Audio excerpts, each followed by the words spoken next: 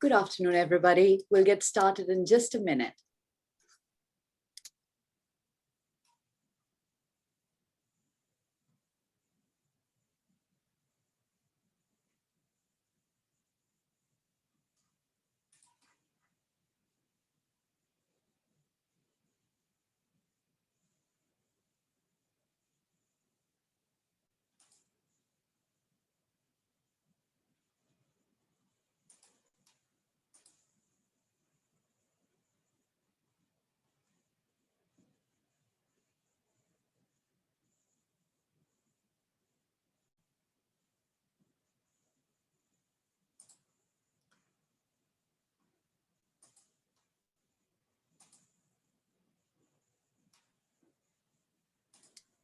All right, I think we should go ahead and get started. Welcome, everybody. My name is Mona Bell. I serve as Associate Director for Georgia Sea Grant. Welcome to our 2021 Coastal Research Symposium, which we're hosting in collaboration with our colleagues at Georgia Department of Natural Resources, and we're quite thrilled about it. So during the symposium this year, we will get a chance to obviously meet with each other, and by each other, I mean we have representatives from the scientific community. We have several researchers and students joining us from different universities in Georgia. We also have some federal, state, and local government representatives who will be joining us during this meeting. This also includes some coastal managers as well as advisory board members for Marine Extension and Georgia Sea Grant. So in addition to all of these participants, we have some stakeholders, community residents joining us as well. So this is a truly interdisciplinary kind of forum where we will get a chance to know each other a little bit better, understand what kind of research is going on Georgia's coastal, ocean, and marine environment, and then also think about our coastal, ocean, and marine environment in the context of justice, equity, diversity, and inclusion. So we have some stellar panelists lined up for you. So before I begin, I wanted to go over a brief overview for the agenda for today. We'll begin this meeting with introduction and lightning round presentations. Please keep in mind that for this initial session, an hour-long session until 2 p.m., we're using Zoom meeting platform to meet. And beginning 2 p.m., we have 2 panels, and we will be using the Zoom webinar platform to meet there. You should have both of those links sent out to you in your agenda. So please kindly do have your agenda ready with those links for easy accessibility. How we will run this round, we'll invite colleagues alphabetically by their last name. So that's how everybody is going to introduce themselves. We have about 9 or 10 presentations lined up for this session. These presentations are very quick. They're lightning round, 3-minute presentations.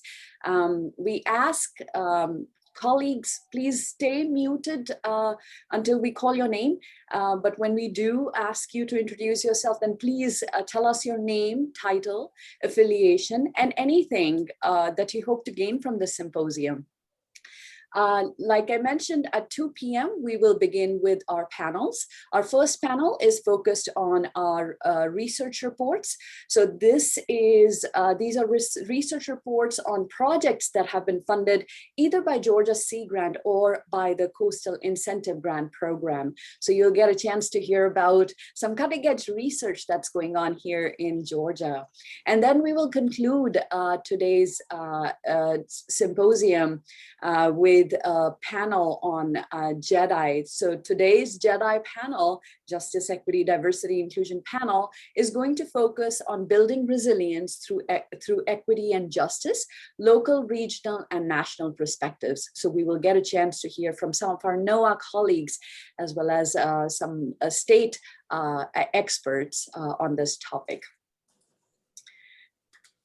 Some best practices for Zoom.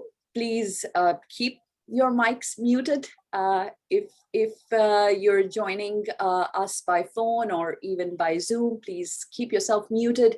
Please be mindful of background noise.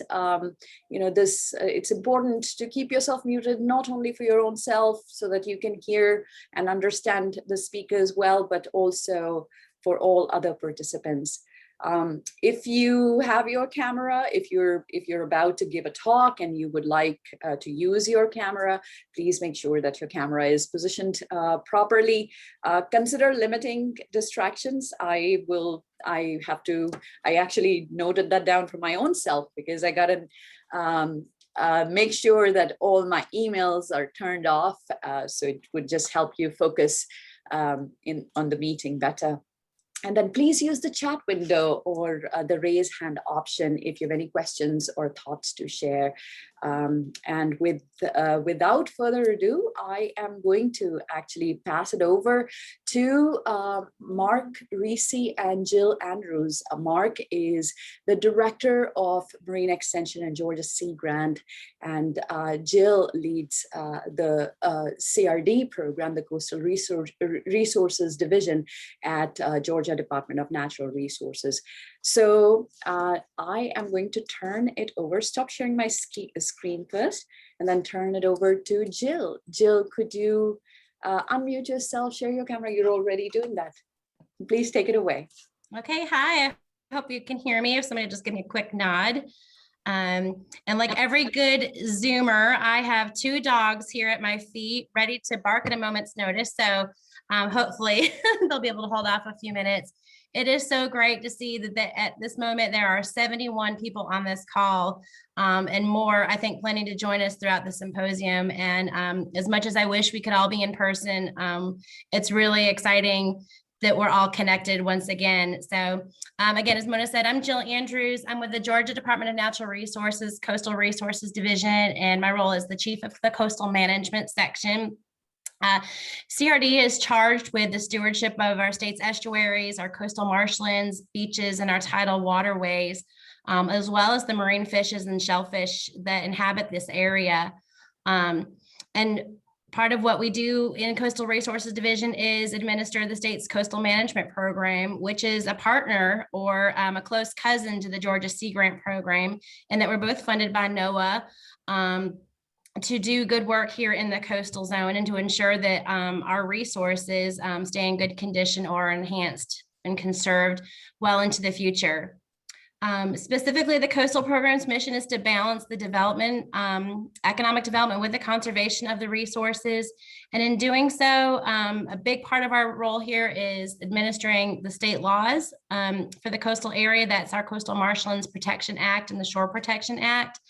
And through those, we manage the building of structures in or over the marshlands and the beaches, things like docks and marinas and beach crossovers, and working to make sure that those structures don't diminish the value of the resource that they're affecting.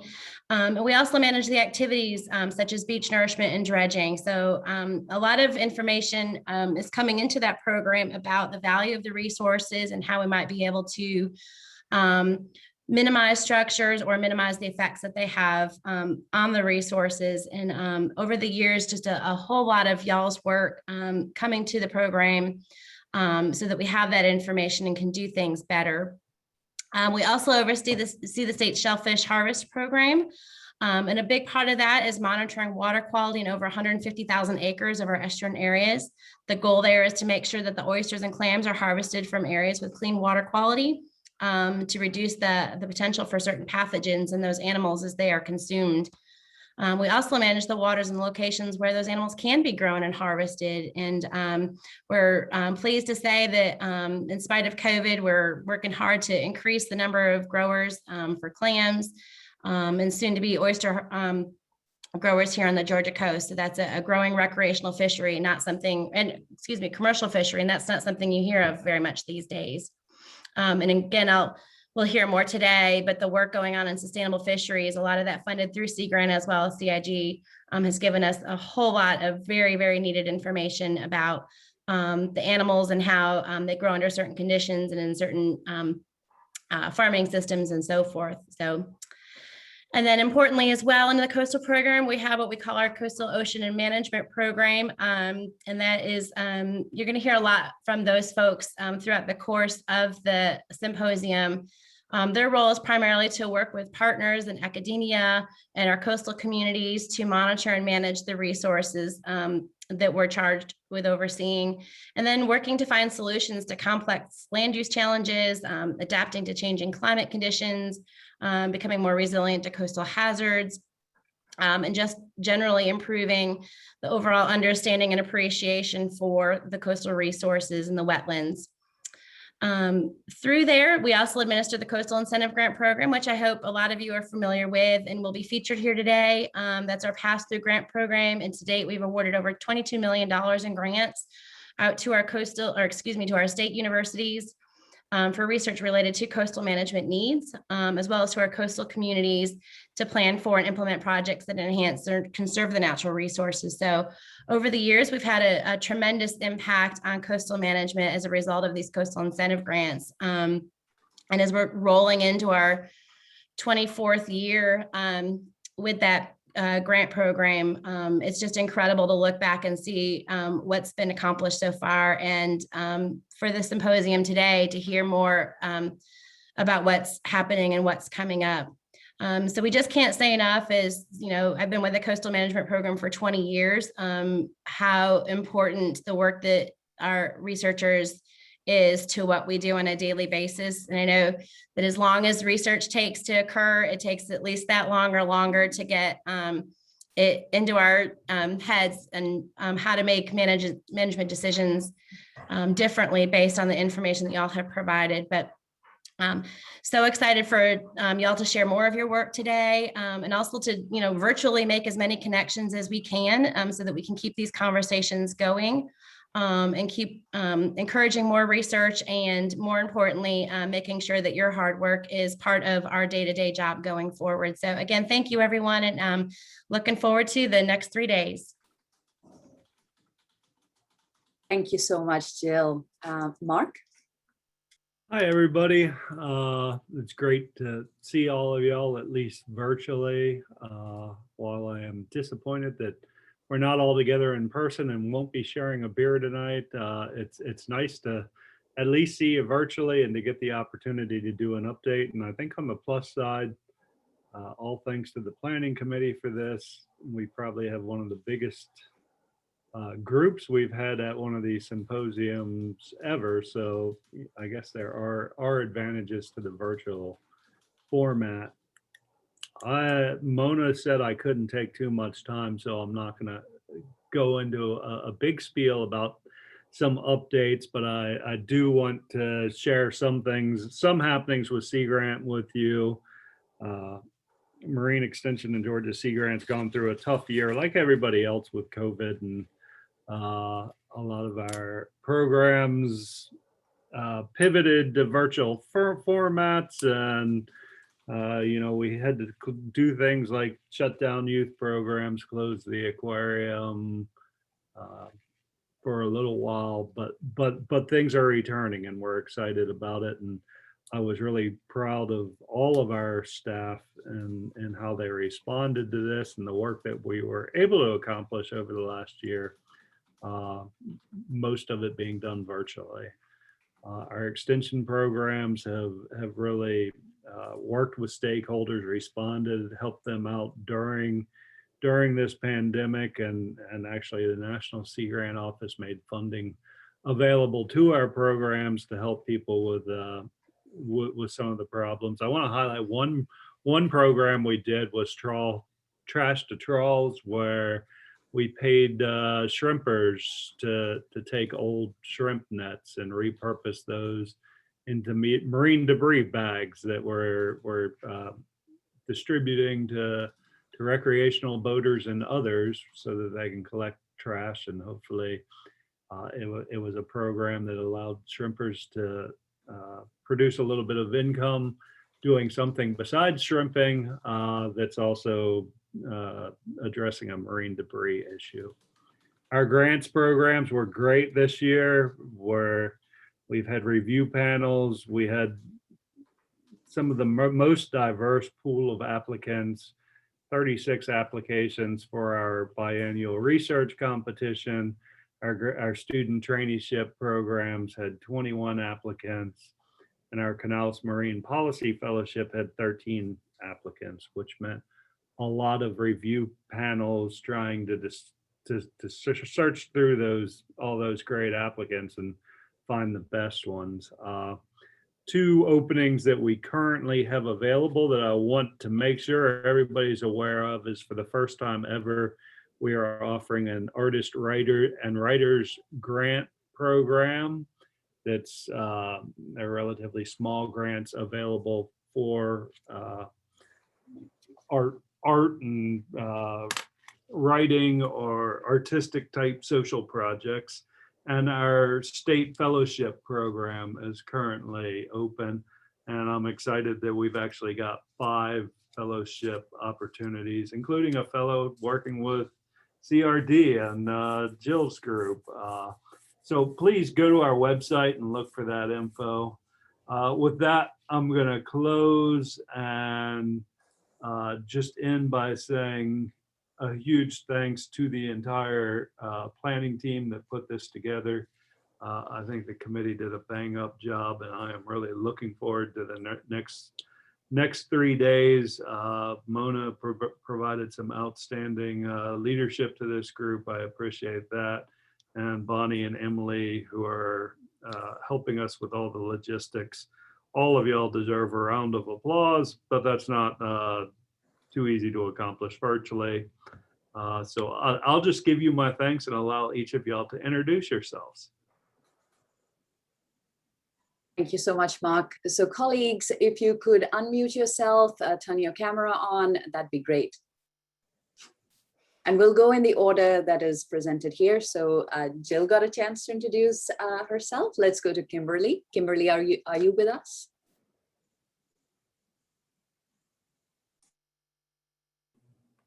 Okay, well, Kimberly Andrews is the newest member of our Marine Extension and Georgia Sea Grant team. She leads our coastal ecology lab here in the unit. Let's go to Trey. Trey, are you with us? Come on. Yeah, my name's Trey Cooper. I'm Public Relations Specialist for Marine Extension and Georgia Sea Grant. I'm located in Brunswick. Fabulous. Katie? Hi, everybody. I'm Katie Higgins. I work as a marine educator and our volunteer coordinator, and I'm located on Skidaway Island at the aquarium. Lovely. Chris?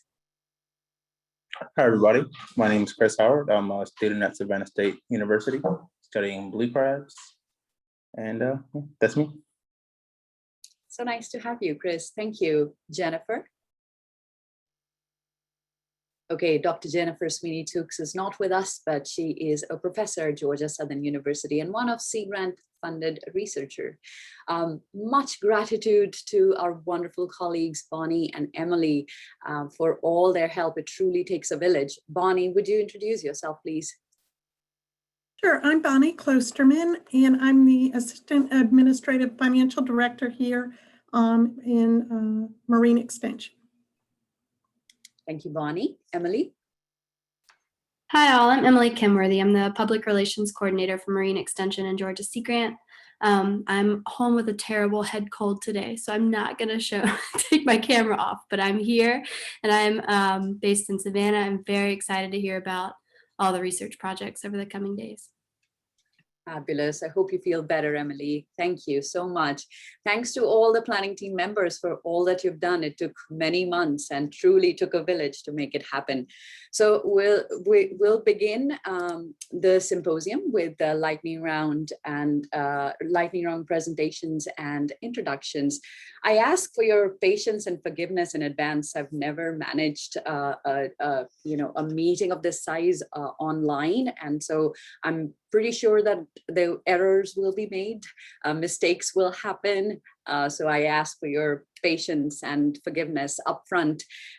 All thanks to Katie Higgins, my colleague, who's actually helped with the entire order of lightning round presentations. You heard from her. She's managed all the logistics. So huge thanks to Katie for all that help. So let's dive right into it. Let's begin with, we have about 10 presentations. So how we're going to do it is 3 presentations, and then we'll have some introductions. Then again, 3 presentations, some introductions, 4 presentations, some introductions, and hopefully we'll get all of that done over the next, 39 or so minutes. And if we're not able to get to all the introductions today, please rest assured that we will get a chance to learn more about you tomorrow and the day after. So please, be patient with us. We're excited to get to know you better. All right, so we'll go ahead and get started. Our first presentation is going to be by our state fellow, Megan Angelina. Megan, and this is to all the presenters, we will be running the slides. We have it all collated. So please just let me know whenever you're ready to move on to the next slide. And please say next, and I will do that for you. So we'll begin with Megan. Megan, are you ready? Yes, I'm ready. Can you hear me okay? Yes. Okay, great. So I'm Megan Angelina. I'm the Georgia Sea Grant State Fellow at the Georgia DNR's Coastal Resources Division. I'm so excited to be here today to highlight one of the main projects I've been working on during my fellowship. Next slide. So I'll begin with the why. Terms related to flood hazards are being used inconsistently. And what I mean by this is that some terms have taken on several meanings and some terms are not scientifically defined. A good example of this is king tide, where there have been some discrepancies regarding the definition and frequency of occurrence of king tides. Furthermore, multiple terms have come to mean the same thing, while these same terms can be used by others to refer to completely different events. So professionals are not on the same page when it comes to these terms, and this could be problematic because most have some role in communicating with the public. Next slide, please.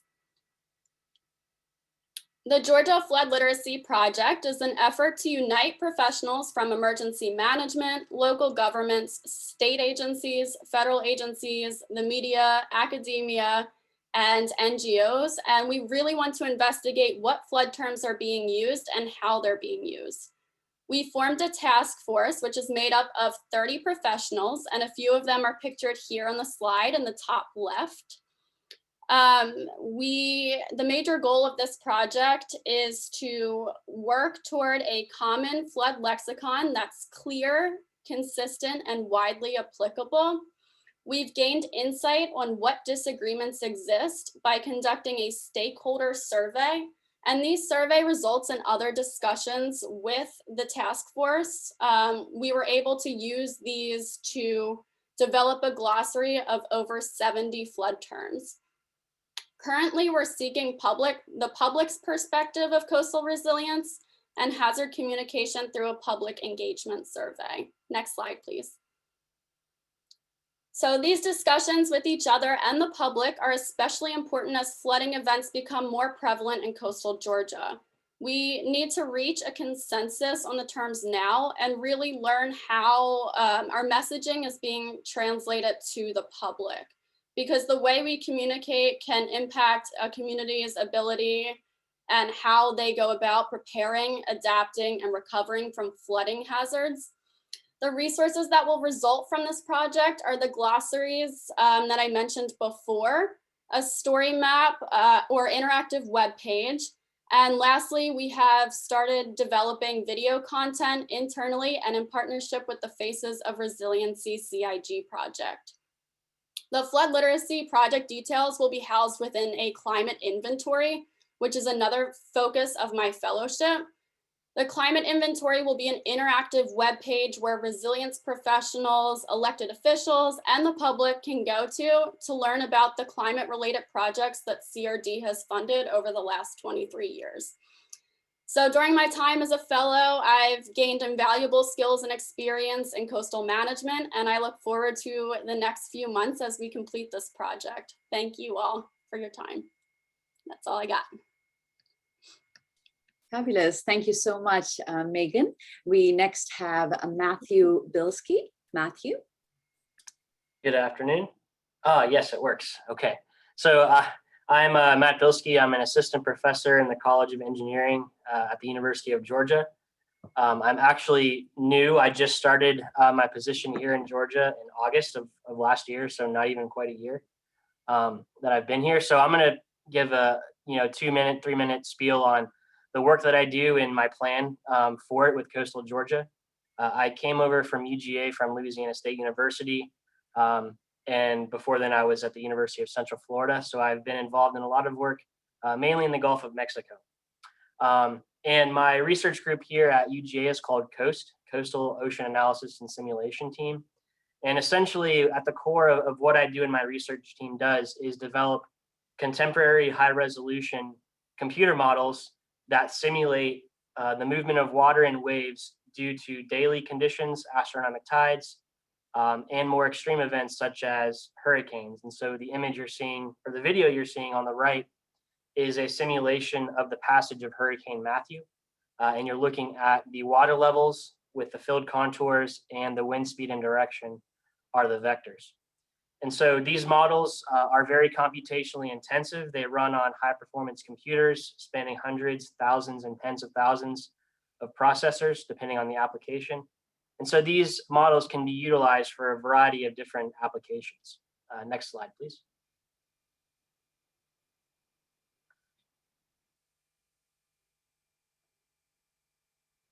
So these applications vary, and I've just listed a few here in this circle on the left. And so areas of research include visualization of these coastal hazards. So how can we take these detailed computer models that are quite complicated to look at and put them in a format for stakeholder consumption, local official consumption, or even funding agency consumption to explain and better look at these simulations. As of late, I've been working a lot with natural and nature-based features, so understanding how such features can not only mitigate flooding, but enhance biodiversity across the coastal areas, things like concrete and rebar and traditional infrastructures cannot do. I'm also working in real-time storm surge forecasting and looking at impacts of coastal surge and waves in a real-time setting. So if there's a storm coming at coastal Georgia from the Atlantic, what would those impacts look like? Along with a variety of other areas such as climate change and sea level rise and those effects on coastal flooding, and so on and so forth. So I don't want to take up more time, but that's the gist, and I'm happy to talk with any of you and offline after this meeting, and I'm very excited to meet all of you and see what everyone's up to. Thanks so much, Matt. Lovely. Let's go to Ben Carswell. Good afternoon. Can you hear me? Yes. All right. Well, thank you for organizing this excellent virtual get together. I'm Ben Carswell. I'm the Director of Conservation for the Jekyll Island Authority. Also privileged to be a member of the Georgia Sea Grant Advisory Board. And my role at Jekyll is to oversee the implementation of our conservation plan for the island and for the park. We've just recently completed an update to that plan, so I encourage you to check it out on our website. And that plan articulates our mission, which is broken down here into sort of 3 parts, which are based around conserving biodiversity, providing nature-based education and recreation opportunities, and guiding the Jekyll Island Authority and sort of our affiliates and businesses on the island and in the park to better manage and reduce our broader environmental footprint. So kind of a sustainability focus there. Next, please.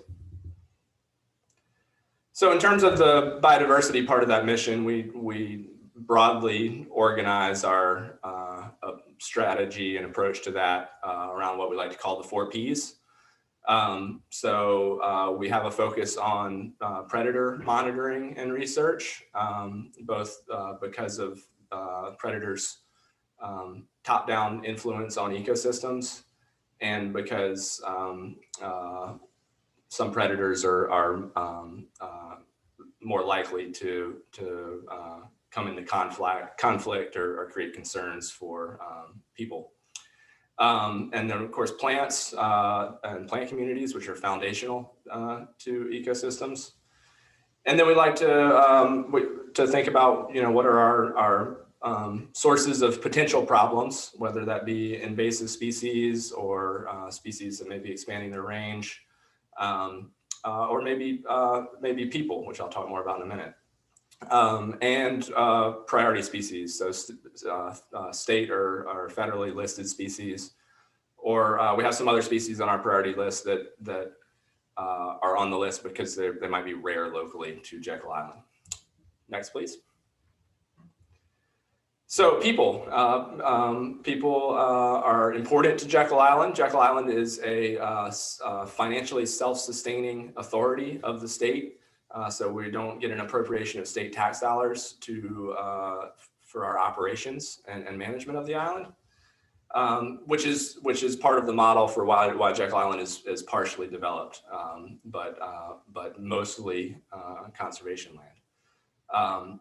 But with that development footprint, which you see in the map on the right, we do have to find ways to generate enough revenue to sustain our operations and our stewardship of the island. And through recent revitalization of the island over the past 10 years or so, we have seen a big response to that in terms of increasing visitation. And so you can see that charted out here back to 2017. And since about last August, 2020, we've seen higher visitation numbers to Jekyll Island than we had previously in the previous years. And in 2021, the orange bars there on the left, you can see that we're way up in terms of visitation to Jekyll Island. So that's a good thing in terms of revenue to fund conservation and our other responsibilities. But it certainly creates a challenge with more and more numbers of people and getting the message to those folks to treat the island with care and responsibility. Next, please.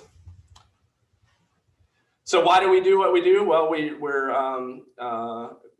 we're fortunate to work in a place where we can see the results of our efforts on the ground. We're doing things like bringing prescribed fire back to the ecosystems of Jekyll Island and monitoring the results of that in terms of plant communities and wildlife.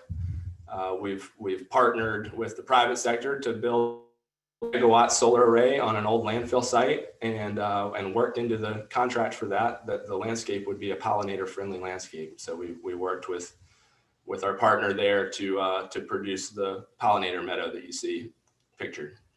Next, please.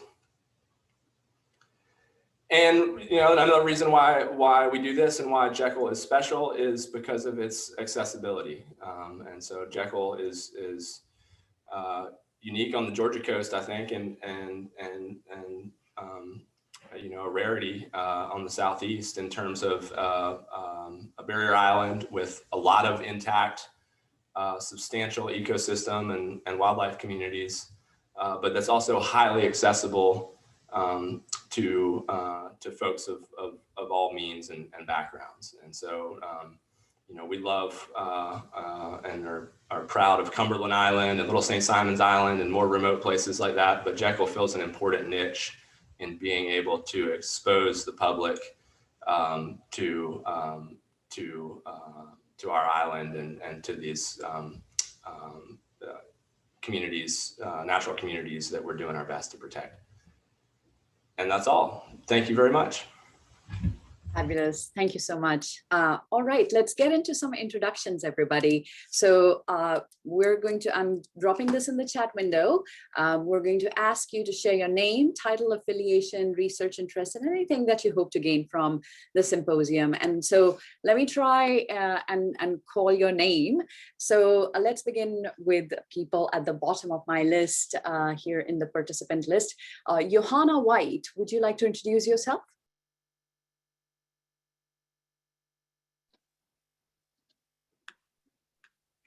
Hi, my name is Johanna White, and I am currently an intern with Science for Georgia. And I'm here today because I'm really interested in Georgia's coast and hoping to learn more about how we can protect it. Welcome, Johanna. Thank you. Thank you. Let's go to Tori Stivers. Hello, everyone. I'm Tori. I'm a seafood specialist with Marine Extension and Georgia Sea Grant. I primarily do seafood safety education, but I also try to market Georgia seafood. I am based from my home in Peachtree City.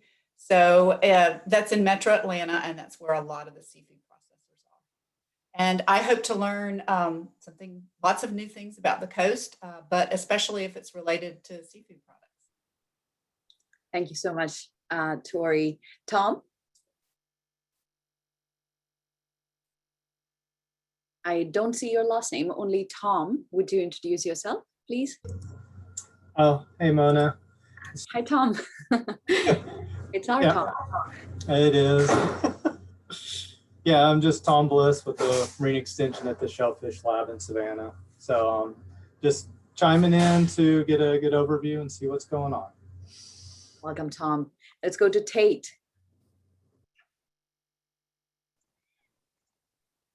Tate, are you with us? Hey, yeah. Hey, I'm Tate Holbrook. I'm an associate professor of biology at the College of Coastal Georgia. And we have bachelor's programs in biology with a concentration in coastal ecology. We also have an environmental science program with some new concentrations, including marine science. And so I'm here to learn about some of the latest research to inform my teaching and also seek opportunities to collaborate, including our students here on the coast.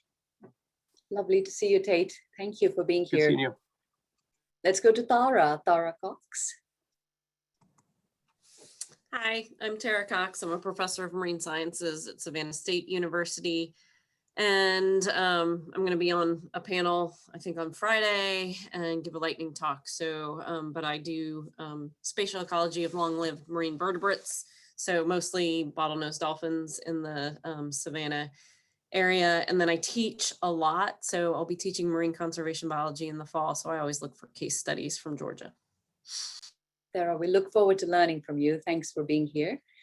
Let's go to Suzanne. Suzanne, are you with us?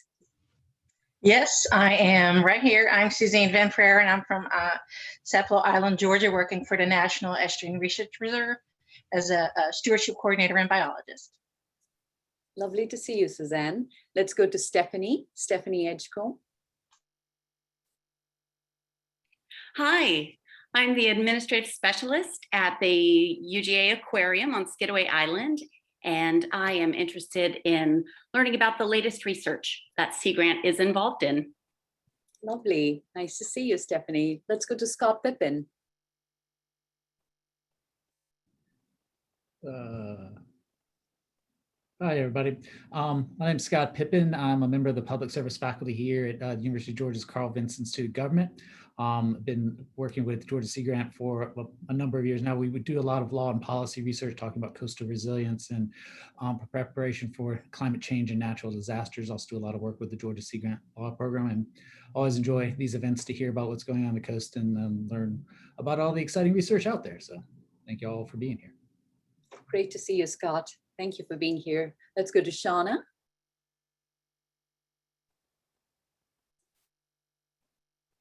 Shauna, you're muted.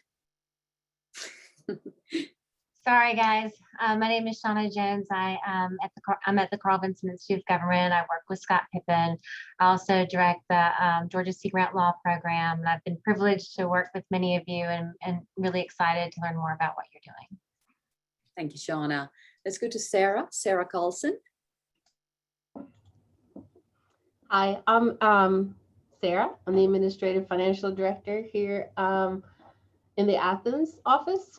And I am really excited to be here today because I do work with a lot of you, but I don't have a face to the name. So it's very exciting to see everyone. And I'm really excited just to hear about all the research that you do, because even though I sometimes deal with a lot of the proposals and subboards, I don't have a full understanding of what everyone does.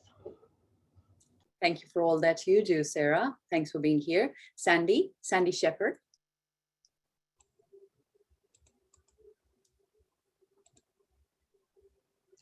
Good afternoon, everybody. My name is Sandy Shepherd, and I am the owner of Good Shepherd Consulting Services located in Middle Georgia. I work real closely with Tori Stivers, and I do seafood education and write a lot of SOPs for seafood companies and other food companies to help them comply with FDA and USDA regulations. I hope to learn a lot more about all the new research. Lovely to see you, Sandy. Thanks for being here. Sandy is also on our advisory board, so thank you for your service. Let's go to Rob McCall. Rob, are you with us?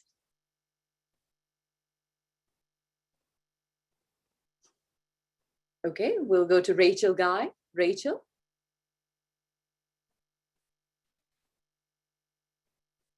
Hello, everyone. I'm Rachel Guy. I'm from the Sapelo Island National Estuarine Research Reserve. I work with Suzanne. I'm the research coordinator there. And I'm here to hear about all the work that people are doing right now on the coast, as we are often partners with or can be a potential partner and a resource for coastal researchers. So looking for, places where I can reach out and partner with you in the future and maybe facilitate your research. So it's great to be here. Thank you. Thank you, Rachel.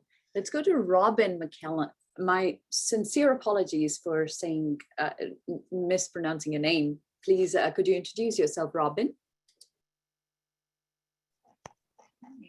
I'm Robin McCall. I'm a biology professor at the College of Coastal Georgia. And like Kate, my colleague, I'm here to see what research is being done on the Georgia coast to inform my own teaching and find opportunities for my own research and for my students' research. Thank you so much for being here, Robin. All right, let's get into the next round of lightning round presentations. We have Jill Gamble next. Jill, would you like to begin your presentation? Sure. Hi, my name is Jill Gamble. I'm a Coastal Resilience Specialist for UGA Marine Extension and Georgia Sea Grant. You can advance. So I do planning for sea level rise, flooding, storm surge, and social science research on climate communication, risk communication, and risk perceptions. But rather than dive into like the different projects I've got going on, I wanted to just talk about why I do the research that I do, what kind of motivates me. So the purpose in the research and outreach within my projects is to try to build adaptive capacity in Georgia, helping us to mitigate our climate change risks and impacts. And then inherently within this, to enhance environmental justice and equity.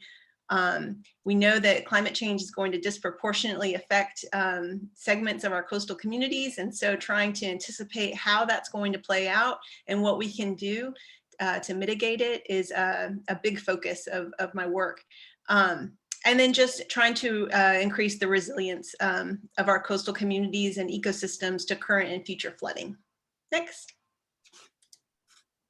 So why am I interested in these topics? I have a master's degree in peace and conflict studies from the University of Sydney in Australia. And then I am a PhD candidate in geography and integrative conservation at UGA. Nick Heinen is my advisor. He'll be speaking, I believe, tomorrow in the JEDI panel. And so, those two things may not seem like they go together, but I think that climate change is going to bring quite a bit of conflict to our communities, particularly frontline communities and coastal areas. And so, trying to anticipate and foresee how that potential conflict is going to play out, where justice issues are going to arise, and where there's planning gaps in what we're doing right now, what we may not be able to properly plan for. And I also have a perspective, just as a single parent. I have two kids who have special needs of different capacities. And so, you know, I understand that not everyone fits into, you know, one mold. And so, you know, folks are going to be vulnerable in different ways, and they're going to have different perspectives and experiences, and that we need to center those marginalized voices and experiences in our project so that we don't leave those gaps. If you could go to the next one. And so I hope by working on community resilience in this way that we're going to help our communities on the coast be more nimble and flexible in adapting to climate change, rather than kind of having you know, a hard armoring, like control and command approach. And that we, rather than just looking at the physical risks, we're integrating environmental, economic, and social strategies to adaptively manage sea level rise risks. And that we build connectivity and capacity within our coastal communities, so that folks can advocate for themselves and are empowered and engaged in planning within, you know, the places that they live. And that's it. Lovely. Thank you so much, Jill. We'll move on to Janie Gaskin. Hi, everyone. My name is Janie Gaskin. I'm a wetlands biologist with the Georgia Department of Natural Resources, Coastal Resources Division, and I'm in the coastal management section. I work with the Georgia Coastal Management Program, which aims to sustain, protect, enhance, and conserve coastal resources for our local communities through 7 service areas. As a wetlands biologist, I'm specifically in the research and monitoring service area. So I'm responsible for data collection, analysis, and interpretation for environmental and wetland data, aiming to use this information to protect, evaluate, and improve wetland habitats along the Georgia coast. And I'm currently really excited to be leading 2 of our section's major marsh health and monitoring projects this summer that I'll tell you a little bit about. Next slide. So detecting changes in wetland function and condition is critical for effective marsh health monitoring. And the CRD is currently investigating the application of the hydrogeomorphic classification for evaluating ecological lift in restored wetlands. So HGM is a method that classifies and assesses wetlands and their functional capacity based upon similar geomorphic settings, hydrology sources, and hydrodynamics. So the goal of HGM is to consistently classify wetlands across diverse geomorphic landscapes and assess functions of wetlands in comparison to a reference standard. This contributes to the greater good because the hydrogeomorphic approach to wetland classification analysis is part of the Army Corps of Engineers standard operating procedure for compensatory mitigation, which means that this method is used to identify and recover lost wetland functions. That's why it's really important for us to understand how HGM can be used to calculate ecological lift in Georgia's tidal wetlands. Another project that I'm working on is the CRD's participation in the EPA's 2021 National Wetlands Condition Assessment. So this is a survey based on field data and samples collected across 1,000 sites nationwide. 28 of these sites are in Georgia and 10 of them are within the coastal counties. So at these 10 sites, we're going to be collecting biological, chemical, and physical data and information at each of these wetland sites. We have some tidal sites and some freshwater sites. The evaluation of these characteristics are going to help indicate the health of these wetlands we assess, and also the presence and effects of any key stressors. So this contributes to the greater good in that this survey is beginning to address some of the gaps in our understanding of wetland health, and making standardized and multifaceted long-term data on wetlands available is going to be critical to informing future conservation efforts. Let's see. Yep. Nope, go back one. Yep. Okay. So just a summary of some other stuff that we're doing. So CRD has been collaborating with researchers from universities and other institutions to monitor the thin layer placement site near Jekyll Marsh since 2019. And we're also, I'm in the process of doing a statistical analysis of a field sampling protocol for quantifying metrics for marsh health using a marsh edge sampling or drop ring technique. And that's my presentation. Thank you. Lovely. Thank you so much, Janie. Let's go to Kelly. All right. Can y'all hear me? Yes. Great. Well, good afternoon, and thank you for the opportunity to provide a quick introduction. I'm Kelly Hill. I work with the Georgia Coastal Management Program out of DNR's Coastal Resources Division in Brunswick. And we receive our funding, like Jill mentioned, from NOAA as well, and it implements an elaborate network of program initiatives, as you can see here, in an 11-county service area. I primarily work on DNR-led directed projects, providing technical assistance to our coastal stakeholders, and developing and hosting trainings and workshops. And as with any program, we find that our needs evolve over time, so we're continuously updating our program gaps and needs and addressing those through the directed projects and also through NOAA enhancement funding. Next slide. Our current enhancement funded project is titled Enhancing Coastal Resilience with Green Infrastructure. The primary goal of this project was to demonstrate how a coastal community can become more resilient to riverine and coastal flooding and wind impacts by implementing green infrastructure practices such as enhanced infiltration, rainwater retention, enhancing sand dunes, and wind protection policies. We worked with research partners out of the Polis Center at Indiana University and University of Wisconsin Space Science and Engineering Center, and they modeled 118 different current and future flooding and wind scenarios around Hinesville and Liberty County, and also on Tybee Island. They utilized FEMA's HAZIS MH software, which is a really powerful flood and wind damage and loss modeling tool. And so the final results give you a tally basically of the monetary loss and buildings damaged under each of those scenarios. So you can compare what the cost would be under current building practices if you were to continue to build as is versus if you were to implement some green infrastructure practices.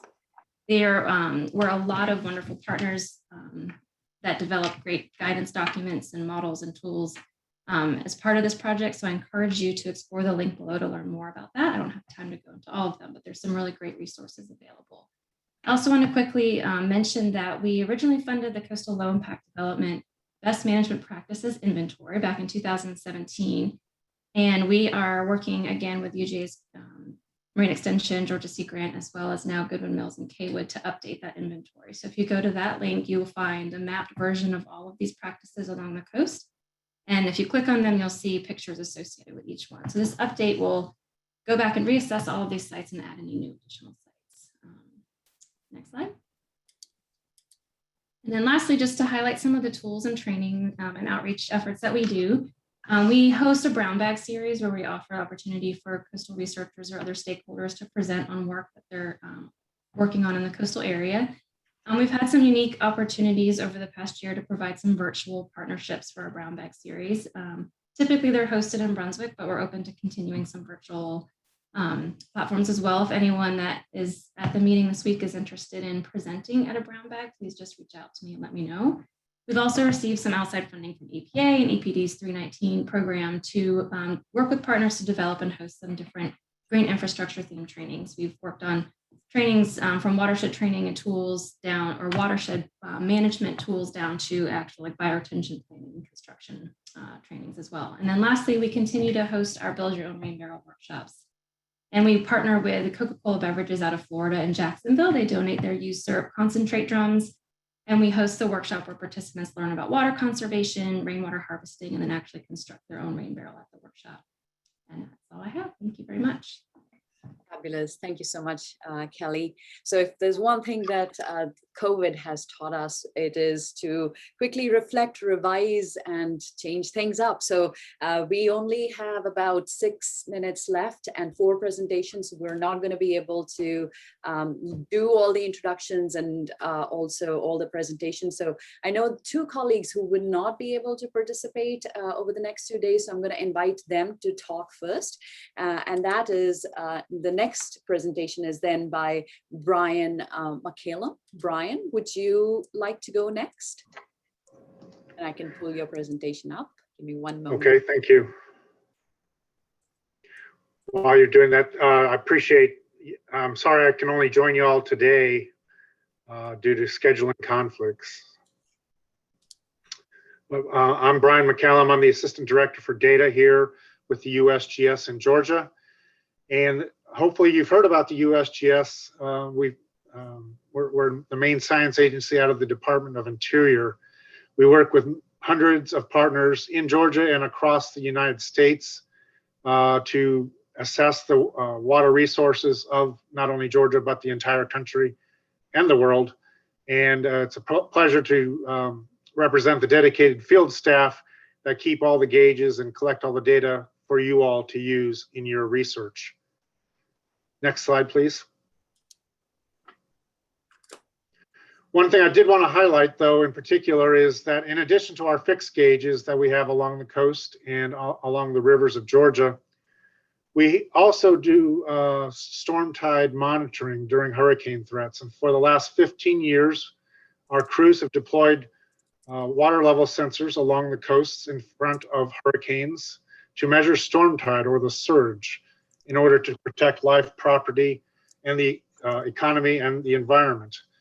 And these data sets were relatively new at the start, and now have allowed the National Hurricane Center to predict and forecast storm surge along our coastlines.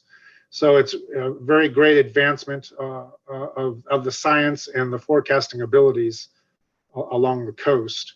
And I think you all are aware of how we do this, but the top picture has a fixed storm tide sensor.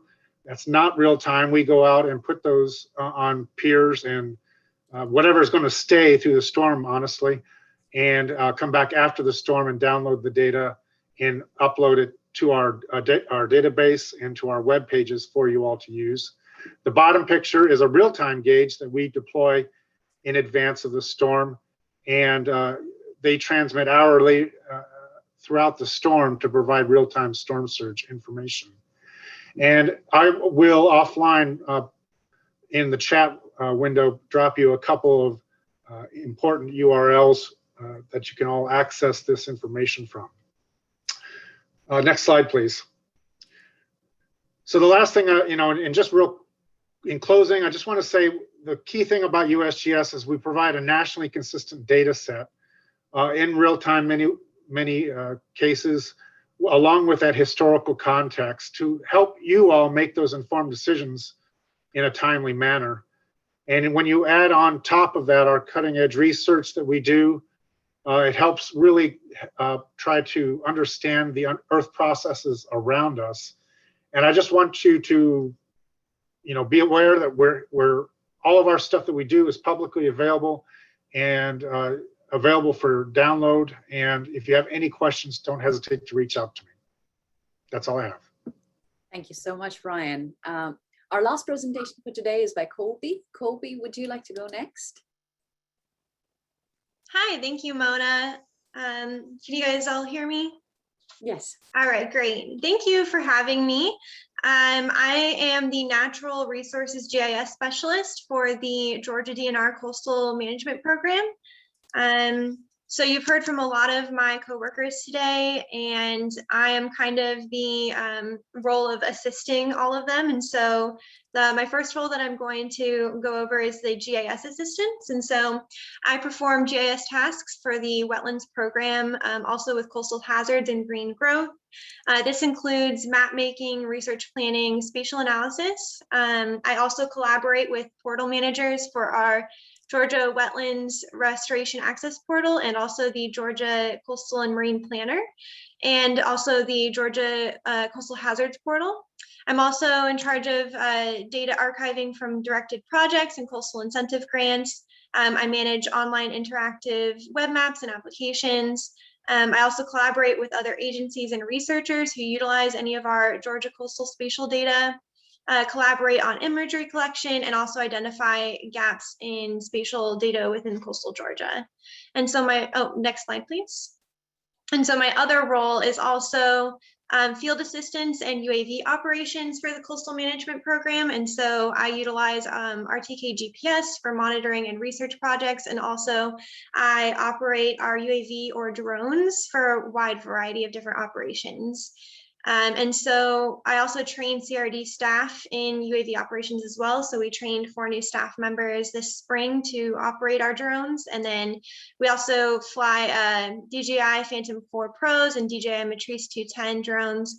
And so we operate them with standard RGB cameras and also multispectral cameras. And this includes processing all the UAV data for orthomosaic creation and analysis. And so some of the projects that I've worked on recently that you've heard from my colleagues have been the thin layer placement site at Jekyll Creek, also preparation for the National Wetlands Condition Assessment, marsh edge sampling efforts, wetlands ecological lift research efforts.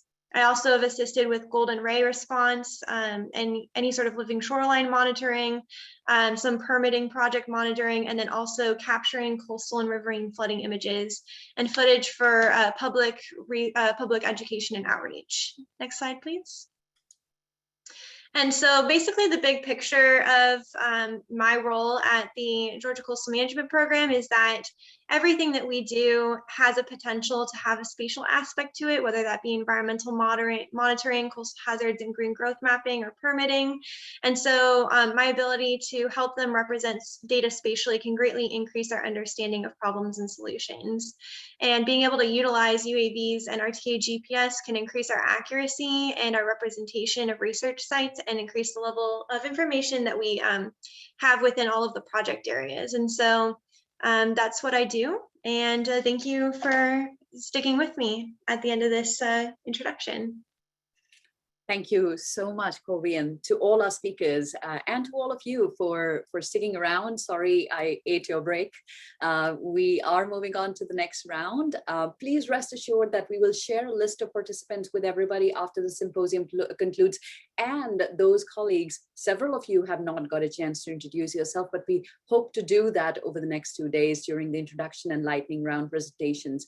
My sincere apologies to Jennifer Klein and Minjae Kim, whose presentations we couldn't accommodate in the session today, but rest assured that we shall do that tomorrow. I'm going to request my colleague Bonnie to drop in the webinar link so that you all can just click on it and then see you in the Zoom webinar for the 2 panels.